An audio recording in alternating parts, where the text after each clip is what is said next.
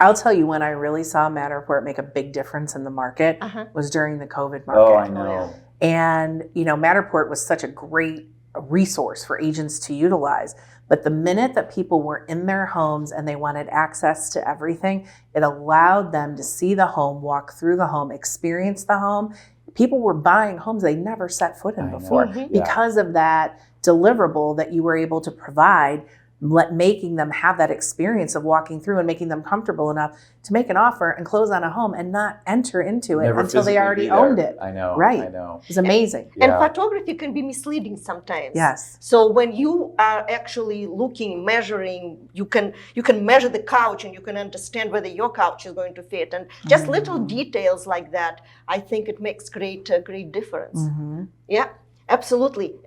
I think Matterport, and especially being in New York, we were in New York at the time, we moved to Florida. So Florida was always able to show houses, and but then everyone was moving to Florida and they couldn't really travel. So that was a good marketing tool.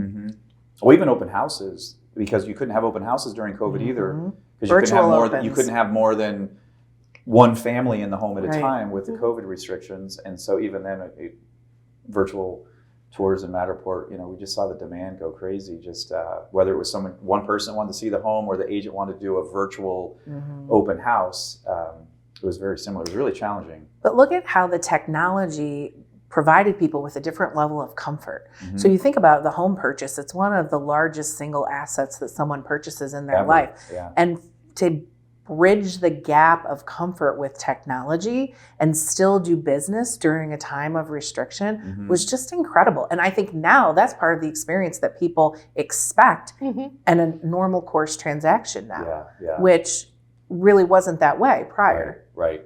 Well, it's the same with video conferencing. Now we just, talking to Gwen, work from home a couple days a week or work from home 2 or 3 days a week, and you can do so much virtually now that it was the one thing, if any good came out of COVID, it was us realizing how much we could actually do, virtually versus having to get into trains, planes, and automobiles to go see something physically. So I still enjoy being in person. Like I do as well. Like I don't mind flying around the country and meeting people and hugging people and shaking hands. I think it is still important, but you are so much more productive when you are home. Yeah. For the rest of the week. Yeah.